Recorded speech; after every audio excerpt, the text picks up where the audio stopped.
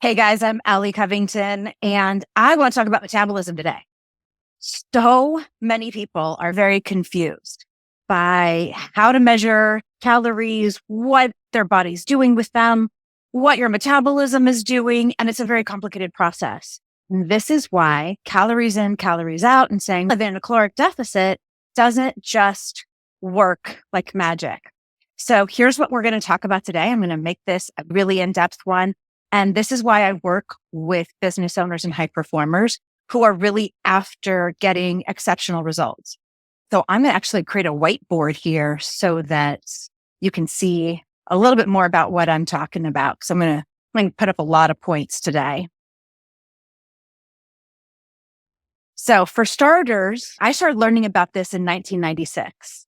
This was back when, probably 95, no, maybe 96.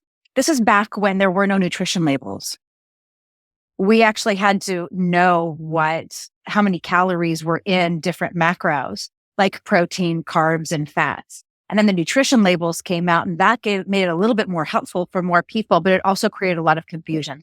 So what I'm going to share with you today is exactly what is going on inside of your body. So and I'm going to thank a client who just asked me, what's my BMR? What's my total daily energy expenditure? How are you calculating that? And I wanted to answer simply, but there really isn't a simple answer. So I'm going to give you a long explanation for it. BMR, basal metabolic rate, unless you go and have it physically tested in a clinical setting, and it's more than just a VO2 max test and all of that. If you don't have it tested in a very specific way, those calculations are guesses. We are hoping that we're right. And really, it's more of a statistical average. So if you took 1,000 people across a sample size and calculated what you thought their BMR was, and it actually turned out to be right X amount of the time, then we're like, okay, that's a reasonable way of approaching it. And yet we have thyroid that gets in the way of that, cortisol that gets in the way of that, testosterone that gets in the way of that, and mitochondrial function. All of these things get in the way of that calculation. When I take a client and they say, I want to lose body fat, I want to get lean, I don't bother calculating where they are right now because their body has X amount of lean mass and excess body fat that we're trying to get rid of. And if I calculated that today, and then I would constantly be chasing after the puck, right? Because that number is going to fluctuate. Their metabolism is going to fluctuate on our way to getting leaner. But if I calculate for the lean body that they're building, then I'm skating where the puck is going. Is that making sense? So I want to talk about how your body actually views macros, because it doesn't have any idea what a calorie is. That is a man-made construct so that we could try to understand our systems a little bit better and how food impacts it. But what your body does is it looks at macros, the macros that it needs, and then it looks at the ratios that you're taking them in at the same time in relationship to one another. What I mean by that is, let's pretend that you eat high carbohydrate and fat diet, and the protein that you get is mostly plant-based. It's not from animal sources.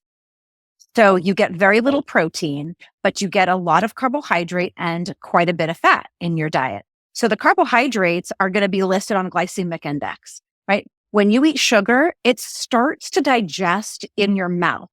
The enzymes in your mouth start to break down the sugars as you're chewing it. So when it hits your stomach, it doesn't spend very much time there before it's gone. It really doesn't even bother getting into your gut because it's a simple sugar. So you already broke it down. It's in your bloodstream, spiked your blood sugar. And then the macros like fat that you take in with it, those are going to be a little bit slower to get into your bloodstream, but it'll still get there pretty fast out of the stomach. Most of what actually makes it into your gut is plant matter, plant and fruit. So all of the fiber that we take in from vegetables and fruits, they have cellulose cell walls. We really cannot break those down. And what that means is the spinach, the corn that you're eating, even though on the label it tells you how many calories it has and how many grams of carbohydrate it is, vegetables like that are actually a net negative because your body uses more energy than those foods could possibly give you in order to be able to try to break it down, only to end up failing at the end of the day, and it's eliminated out of your body almost as whole as it was when it went in. Just have some corn and then tell me the next morning that didn't look exactly the same. So then let's pretend you try a medium protein diet, but a high fat diet with no carbs. Okay. There, your body is going to get some more protein. You will, because of the zero carb, and there's no energy that you're getting from that, you're only using fat as your fuel source for energy. Your body is going to drop excess body fat. Now, if the more excess body fat you have, the faster you will drop it until you get to a certain point. But those types of diets, the first one I listed was vegan.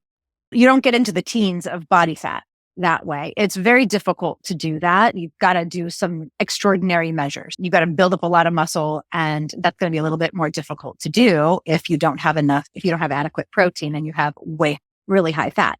Now, is that helpful for children with seizures, adults with seizures? Yes.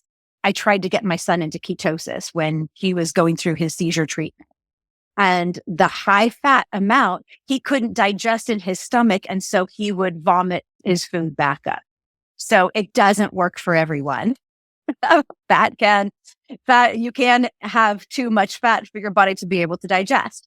So let's pretend that you said, okay, I'm going to go have a high protein and fat diet, medium fat and no carbs, carnivore.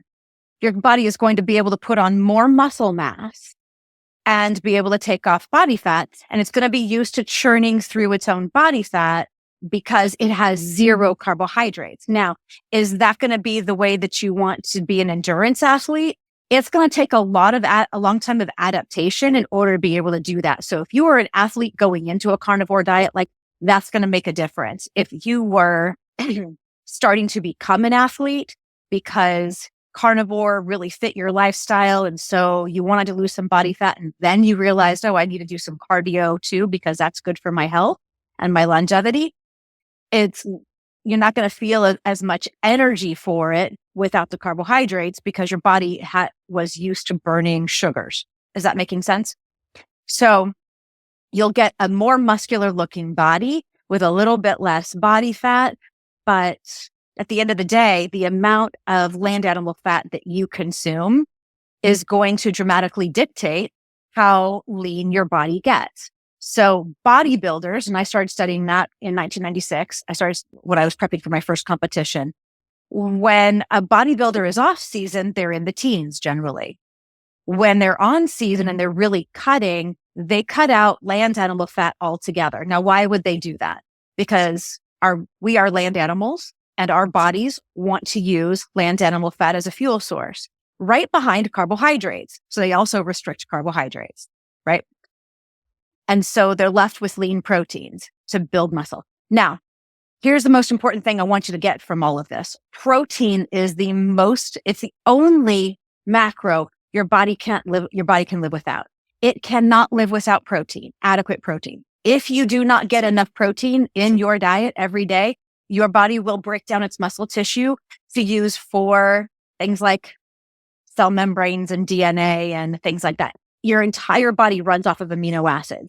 It is the most important thing that you get. Now, when it comes to appetite and satiety, if you don't get enough protein, even if you eat carbs and low fat, if you don't get enough protein, you're going to constantly be hungry. You're going to constantly feel like I need to eat.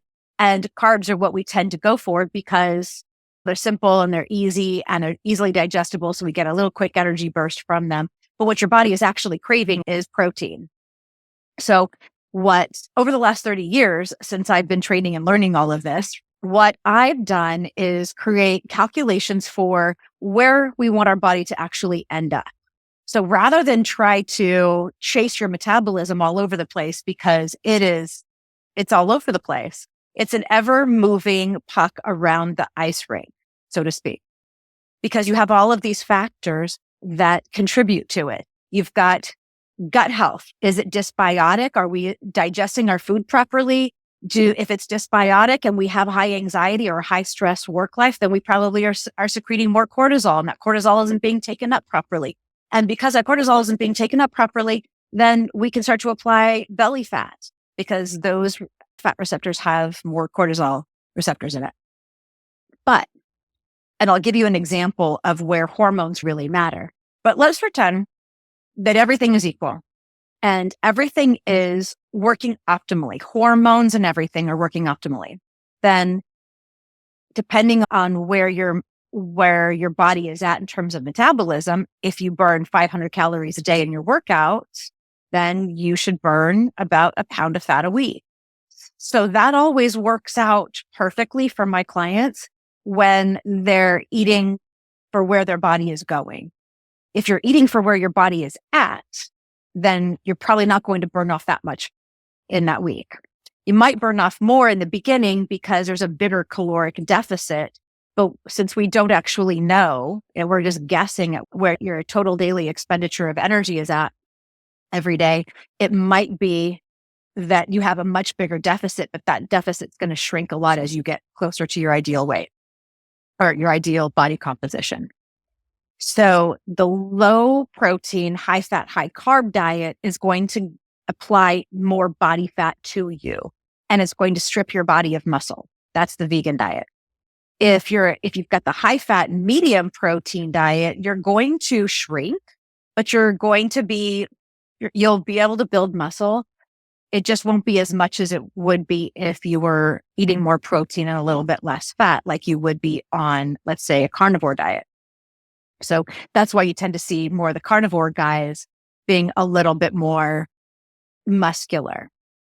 Now, when it comes to my calculations, I separate oil fats from land animal fats, carbohydrates or simple carbohydrates like potatoes and grains and things like that from fruits and veggies. Fun fact, the potatoes you actually do get energy from. So it's not all vegetables that are a net negative, because fruits are probably a net neutral because they have so much fiber and water and not as much sugar as you think. And it's taking energy to break down the fiber, or at least to try to break down the fiber. You're probably not getting very many calories from it, if at all. At least I've never seen anybody get fat eating a watermelon a weekend like I did when I was shredding for my competition 2 years ago. On top of that, protein while it is a net positive, you will get calories from it. It takes a tremendous amount of energy to break that down. And so therefore, you're probably only getting maybe 60% of the calories from protein. So even if you overate protein, you're still not going to get 100% of calories. The only place where you're going to get 100% of the calories is those simple carbohydrates. And then fat takes a very little bit of energy to break down, not a lot, because your body actually does want to use fat, but it wants to use fat behind carbohydrates. That's why it's easy to lose weight on a keto diet, because you strip out its first fuel source. It goes, cool, then I'm going to just burn through all the fat you gave me and whatever extra fat I have on my body. And generally people who are really obese or very overweight have a higher metabolic rate because they're carrying around a lot of weight. So their metabolism is running at a higher speed. And as they strip that body fat off and start carrying around quite so much weight, their body doesn't have to work as hard, so they don't need as many calories. I know, counterintuitive, right? So my calculation, I call like an undiet, because we include everything in there. I want us to be able to utilize fat and carbs as a fuel source, get enough protein for longevity and for good health overall, and avoid chronic disease and have good gut health. I started coming up with this decades ago when I was a bio undergrad, and started to see how at a very cellular level, the body would utilize carbohydrates and fats. Remember, this is before nutrition labels. So when we were prepping for competitions, we would even say, we're not going to eat carrots. We're not going to eat tomatoes because they have too much sugar, right? Now we understand a lot more about it, but that was how bodybuilding was back then. And when we're calculating, what I'm calculating for my clients, calculating for their lean body composition in the teens. And that's where they're going. So I want to skate where the puck is going, not follow it around the rink. What I've been describing to you is the different way in which your body spends calories, spends energy breaking down the food that you're taking in. This is why calories in, calories out is such an oversimplified calculation, because some things that are considered carbohydrates by the USDA, because they are to fat and they are to protein, like spinach or broccoli, those actually require energy to break down. So that's not giving us any calories at all. Alcohol, for instance, just liquor, bourbon, vodka, it turns into acetate and water. Beer, on the other hand, has maltose. It is higher on the glycemic index than sugar is. So my clients hear me say all the time, it's okay to have a drink. Just don't let it be beer. Please don't let it be beer. Eat a whole lot of protein with it when you do.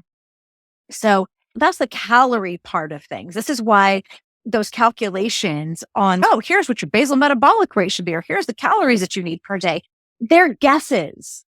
Just 220 minus your age was your max heart rate. Some smart person was doing their best to simplify a very complicated process that we didn't have enough information on way back when. And in fact, that leads me into my next point, which is hormones and your mental state actually impact your metabolism tremendously. Hormones play a huge role. Here's my experience after having my third child. I was 41 at the time, maybe barely turning 42. And he had been born about 6 months prior. And I hadn't dropped any of the baby weight, even though I was burning 500 calories a day during my workouts, and I was only taking in 500 calories a day.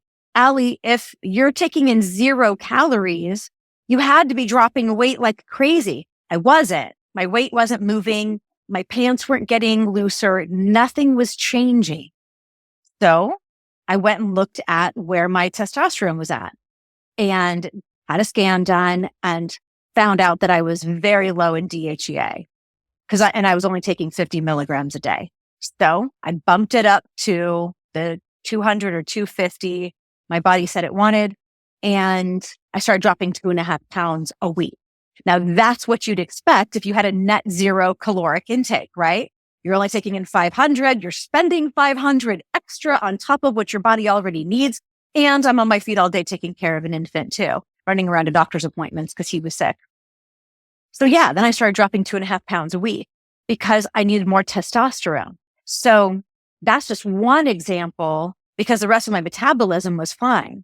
Now, let's talk about what we know now about anxiety and fear and how that impacts our mitochondria, because we actually know the mechanism now by which our mental state, our higher levels of anxiety, not just producing more cortisol that's going to hang around in your gut and not be taken up quick enough.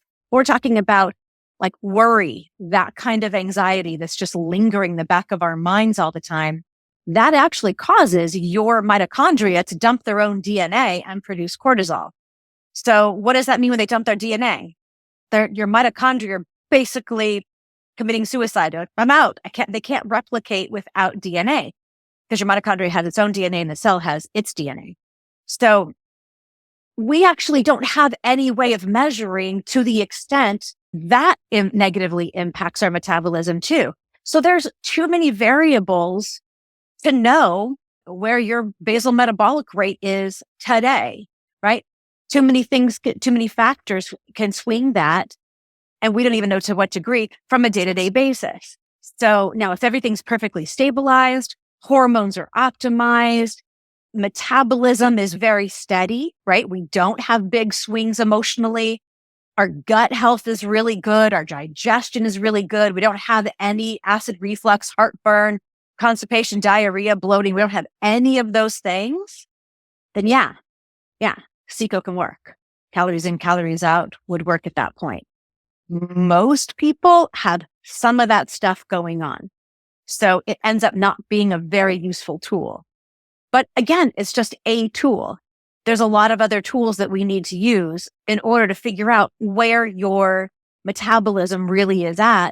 And as soon as we're over 30, especially 40 and beyond, your mitochondria have been exposed to oxygen for a lot of decades through water and air. And that oxygen oxidizes the mitochondria. Think rust. When I say oxidation, that's rust. So the mitochondria are rusting over time. There's a couple of supplements that when in combination, they're just amino acids. They can go in and start repairing the mitochondria. We just have to take them in high enough amounts that we don't usually get it from our food. There's not what our body is busy doing with it. And frankly, most people don't eat enough protein anyway in order for your body to have so much extra that it goes, you know what, I think I'm going to make a little extra of this. I'm going to go repair some mitochondria from it. So it's helpful to take these supplements. But those are the only conditions under which you could confidently say that it's probably working. And then what happens when it changes? This is why fat loss is a bit of a moving target. Your metabolism is a bit of a moving target. How much you move in a day changes. How much you worry in a day changes. No one is a statue. No one doesn't react to their environment. No one sits still all day long, unless you're in a coma. In which case then, yeah, it's pretty steady. But as soon as you get up, hormones start kicking off. You start burning through some calories. You start having some energetic requirements, and the whole calculation goes out the window, and we need to pay attention to the other factors. So this is why I don't do diets. This is why I don't do anything restrictive, because you can always train your body to utilize sugar or even protein as a fuel source. It doesn't want to, but it will turn it into a carbohydrate in the absence of carbohydrates, in the absence of fat, and in the presence of enough protein, which is pretty much what's happening as the bodybuilders get down into their very low body fat. This is how they continue to function. So in case that was a question on your mind, that's how the protein gets converted into glycogen, and they use that in their muscles. And that's not a bad way to go either. I'm pretty sure my body's pretty used to doing that now after 30 years of it. So I hope that helps. Feel free to send me a message, DM, an email, text message, phone call, carrier pigeon with any questions you have. All right. Peace out.